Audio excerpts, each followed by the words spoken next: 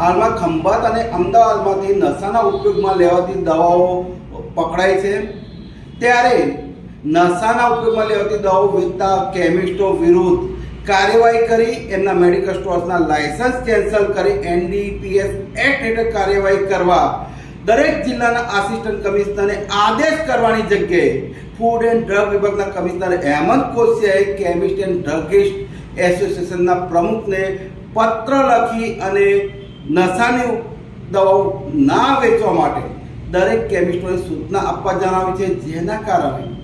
રાજ્યભરના ફાર્માસિસ્ટોમાં વિરોધ ઉઠી રહ્યો છે। ગુજરાતમાં લગભગ 45,000 જેટલા મેડિકલ સ્ટોર્સ ચાલી રહ્યા છે અને આ મેડિકલ સ્ટોર્સમાં ચાલતી ગેરરીતિઓ રોકવાની જવાબદારી દરેક જિલ્લાના ફૂડ એન્ડ ડ્રગ વિભાગના અધિકારીઓની છે, પરંતુ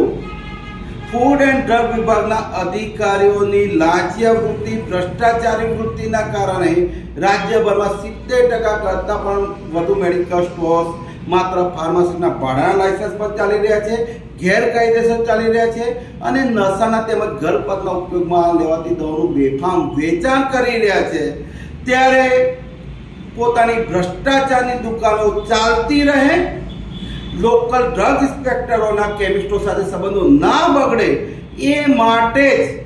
કમિશનર હેમંત કોશિયા દ્વારા કેમિસ્ટ એસોસિએશનના પ્રમુખને પત્ર લખાયો હોવાનું રાજ્યભરના ફાર્માસિસ્ટો માની રહ્યા છે। ત્યારે જનતાના આરોગ્યના ભોગે